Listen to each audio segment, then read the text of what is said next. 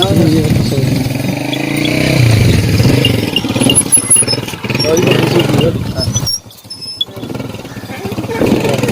देखो हाँ बच्चा गल नस्ल दी हुंदी आ भाजी।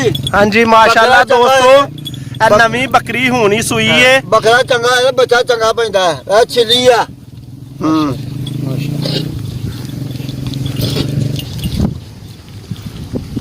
बकरा चंगा है नस्ल चंगी वादी है।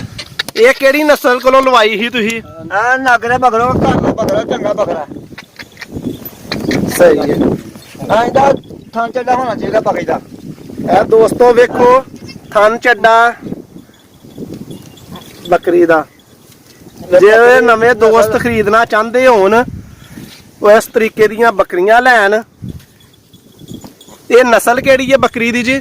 ਨਾਗਰੀ ਆ ਨਾਗਰੀ ਨਸਲ ਸ਼ੇਖੂਪੁਰੇ ਦੀ। ਸ਼ੇਖੂਪੁਰੇ ਦੀ।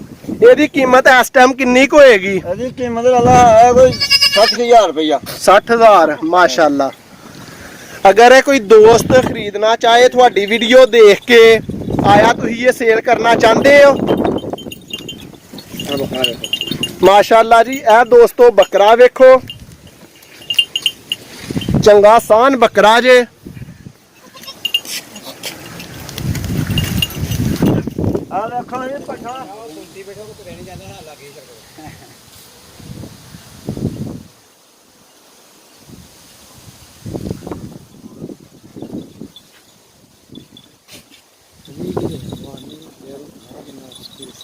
मेमोरिया हो गया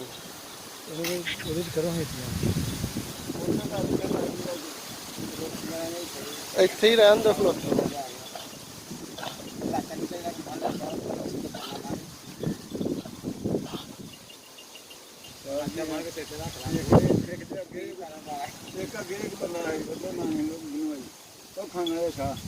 ਉਹ ਚਵਾਲੀ ਬੰਦੇ ਲੈ ਲਿਆ ਹੈ ਨਾ ਨਾ ਚਾਰਨੀਆਂ